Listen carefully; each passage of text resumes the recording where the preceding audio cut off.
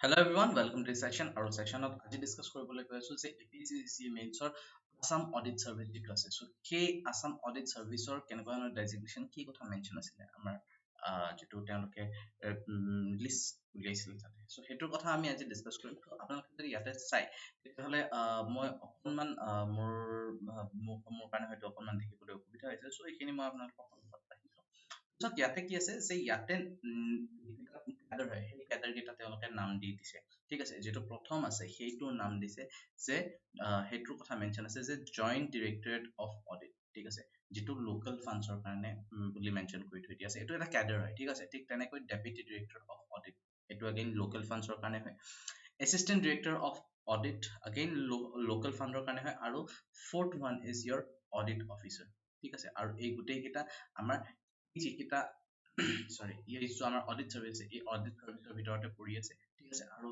fifth যেটো হেৰি আছে হেতু হৈছে এসিস্ট্যান্ট অডিট অফিচাৰ ঠিক আছে সো ইয়াতে কিছুমান এনেকুৱা ধৰণৰ অলৰেডি ক্যাডাৰ্স বিলাক ভগাই অলৰেডি দিয়া হৈছে ঠিক আছে সো গাইজ আপোনালোকে যদি এপিএসসি কাৰণে যদি প্ৰিপাৰেচন চলাই আছে তেতিয়াহ'লে আপোনালোকে যদি ভাবিছে যে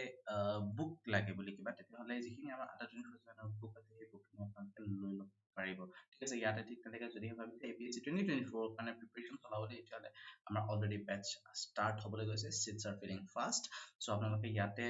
মোৰ কোড Y704 মোৰ কোড যেটো আছে সেই কোডটো আপোনালোকে ইউজ কৰিব পাৰিব কোড হৈছে মোৰ Y704 ঠিক আছে Y704 ইউজ কৰিলে ইয়াতে এটা এট্ৰাক্টিভ ডিসকাউন্ট পাব ঠিক তেনেকৈ